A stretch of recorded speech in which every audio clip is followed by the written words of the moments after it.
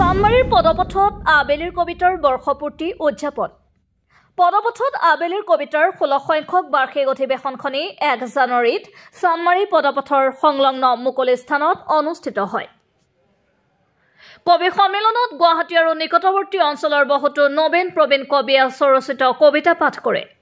এক বছৰত বন্তি প্ৰজ্বলন কৰে ডক্টৰ স্বৰ্ণলতা নাথে।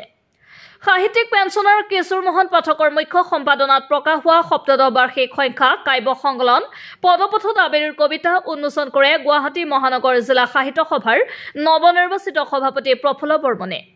ডক্টৰ সুৰঞ্জন দাসৰ কাব্যগ্ৰন্থ আকাশ অৰণ্য আৰু অবুধ পক্ষীবোৰ উন্মোচন কৰে সভাৰ সভাপতি কেশৰী মোহন পাঠকে। সভাৰ উদ্দেশ্য ব্যাখ্যা কৰে সম্পাদক কমলাকান্ত ডেকাই আৰু বাৰ্ষিক প্ৰতিবেদন পাঠ কৰে সহকাৰী সম্পাদক কাবেৰী দাসে।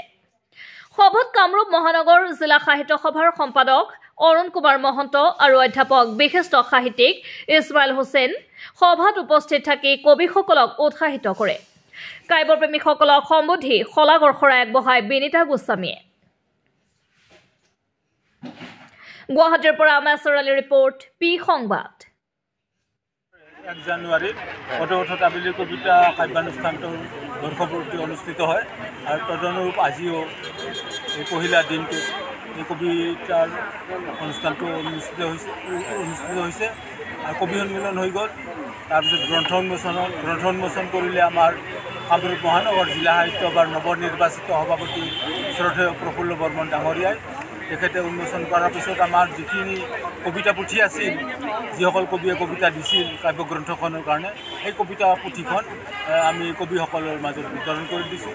তাৰপিছত আৰু অন্যান্য কাৰ্যসূচী আছে। এতিয়া আমাৰ এই অনুষ্ঠানটো প্ৰত্যেক বছৰ এনেকৈ চলি আছে।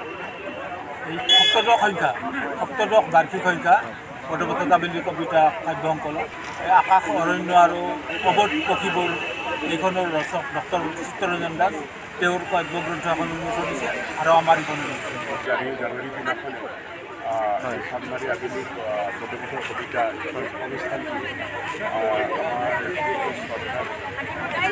ডাঙৰীয়াই নেতৃত্বত এই অনুষ্ঠান প্ৰতি বছৰে কৰি আহিছে। ৭তম বৰ্ষ অতিক্ৰম কৰি ৭তম বৰ্ষত এই কিতাপখন আজি প্ৰতি বছৰে কৰা যায়। এই বছৰ আবেলি পদপথৰ আবেলি কবিতা কিতাপখন কিতাপখন আৰু অসংখ্য মানে ইয়াত কবি সাহিত্যিকে ইয়াত সমবেত হৈছে। আজি খুব ভালকৈ কোৱা নতুন সময় এটা আজি এটা নতুন সন্তান এটা জন্ম হ'ল আৰু সন্তানটো লালন পালন কৰাৰ দায়িত্ব সকলোৰে আছে।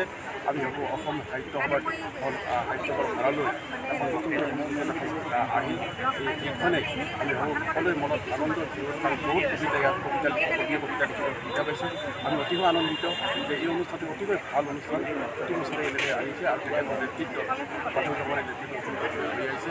আমি অতিকৈ আনন্দিত পাইছোঁ। প্ৰথমতে চিৰচেনেহী মোৰ ভাষা জননী, আজিৰ এক পবিত্ৰ মুহূৰ্তত এই পদপথত আবেলিৰ কবিতাৰ যি উন্মোচনী অনুষ্ঠান, তাৰ লগতে বৰ্ষপূৰ্তি অনুষ্ঠান, এক উখল মাখল পৰিৱেশত কবি সাহিত্যিক বিভিন্নগৰাকীক আমি এই নতুন ইংৰাজী বছৰতে আমি লগ পাই নিজকে ধন্য হৈছোঁ, গৌৰৱান্বিত হৈছোঁ আৰু আটাইতকৈ গৌৰৱান্বিত হৈছোঁ যে এই বিশেষ এই অনুষ্ঠানত আজিৰ এই মঞ্চত আমাৰ অসম সাহিত্য সভাৰ শাখা, আমাৰ কামৰূপ জিলা মহানগৰ জিলা সাহিত্য সভাৰ সভাপতি মাননীয় শ্ৰীযুত প্ৰফুল্ল বৰ্মন ডাঙৰীয়াও আমাৰ লগতে আছে। আৰু আটাইতকৈ ডাঙৰ কথা যে সুসাহিত্যিক পাঠক ডাঙৰীয়া আৰু আমাৰ চানমাৰী শাখা সাহিত্য সভাৰ বাইদেউসকল, আমাৰ সদস্যসকল সকলোৱে আছে। আৰু গোটেইসকলক আমি বেছিভাগকে চিনি পাওঁ আৰু কিছু সংখ্যকক চিনি নাপাওঁ, যদিও আজিৰ এই মুহূৰ্তত আমাৰ এনেকুৱা লাগিছে যে এই অনুষ্ঠানে শতক গৌৰৱিব। আমাৰ এটা প্ৰবল হেঁপাহ আছে যে এই অনুষ্ঠানে আমাৰ লগত থাকি কামৰূপ মহানগৰ জিলা সাহিত্য সভাৰ কবি সমাজৰ লগত থাকি এক বিপুল দিশলৈ আগবাঢ়ি যাব, যি আমাৰ অসমীয়া সাহিত্যৰ ভঁৰাললৈ চহকী কৰি পেলাব।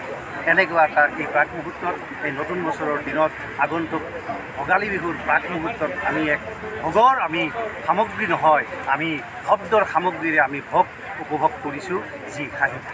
সেই সাহিত্য আৰু সাহিত্যই শহীদ কৰে, এয়া আজি প্ৰাসংগিকতা আছে যে সাহিত্যই আমাক শহীদ কৰিছে, অৰ্থাৎ আমাক লগ লগাই দিছে।